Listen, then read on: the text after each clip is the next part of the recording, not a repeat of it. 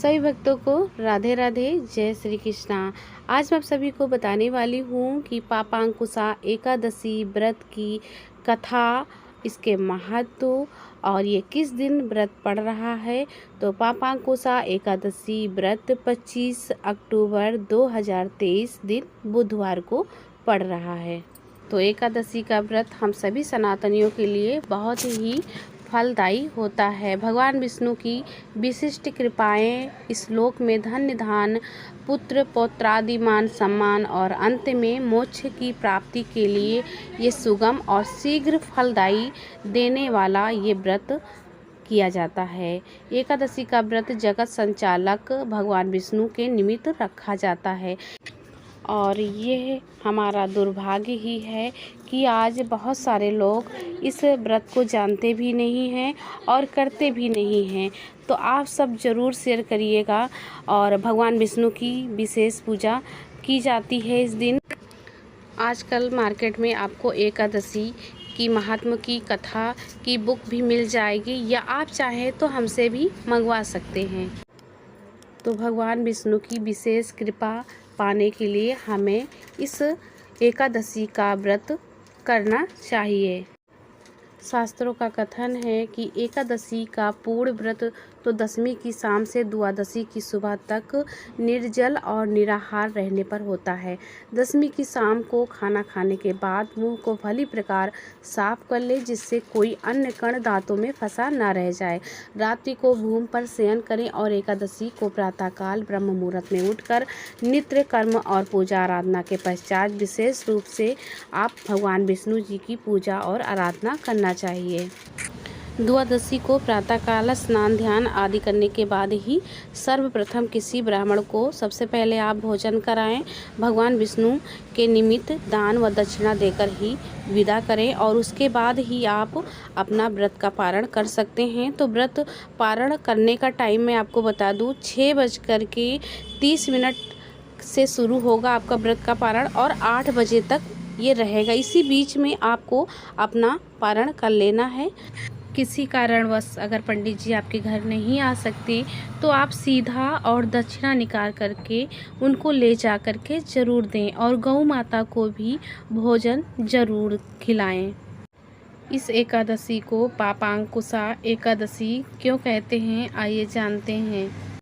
पाप रूपी हाथी को व्रत के पुण्य रूपी अंकुश से वेधने के कारण ही अश्विन मास के शुक्ल पक्ष की इस एकादशी का नाम पापांकुशा एकादशी है। इस दिन पद्मनाभ भगवान विष्णु की भक्ति भाव से पूजा करके ब्राह्मणों को उत्तम दान एवं दक्षिणा देनी चाहिए। जनहितकारी निर्माण कार्यों यथा मंदिर, धर्मशाला, तालाब, प्याऊ, कुएं, बाग आदि बनवाने के कार्य प्रारंभ करने के लिए पापांकुशा एकादशी एक उत्तम मुहूर्त भी है। तो अब मैं आप सभी को कथा सुनाती हूँ। युधिष्ठिर ने आदर पूर्वक श्री कृष्ण भगवान को नमन करके कहा, हे जनार्दन, अश्विन शुक्ला एकादशी का क्या नाम है? अब आप कृपा करके इसके व्रत की विधि और उसका फल कहिए। भगवान श्री कृष्ण ने कहा, हे युधिष्ठिर, समस्त पापों को नाश करने वाली इस एकादशी का नाम पापांकुशा एकादशी है। इस दिन मनुष्य को विधि पूर्वक भगवान पद्मनाभ की पूजा करनी चाहिए।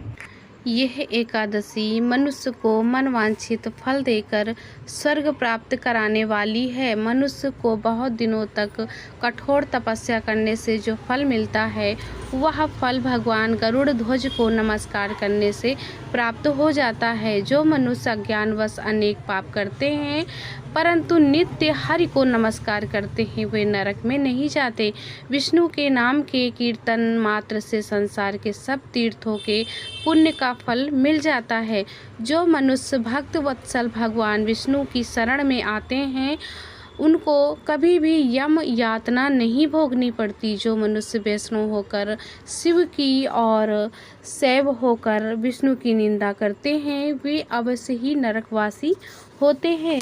सहस्त्रों वाजपेय और अश्वमेघ यज्ञों से जो फल प्राप्त होता है, वह एकादशी के व्रत के 16वें भाग के बराबर भी नहीं होता। संसार में एकादशी व्रत के बराबर कोई पुण्य नहीं, परंतु इस पापांकुशा एकादशी के समान पवित्र तो तीनों ही लोकों में कुछ भी नहीं है। जब तक मनुष्य पद्म नाभ की एकादशी का व्रत नहीं करते हैं, तब तक ही उनकी देह में पाप वास कर सकते हैं। ये एकादशी स्वर्ग, मोक्ष, आरोग्यता, सुंदर स्त्री तथा अन्य और धन देने वाली है।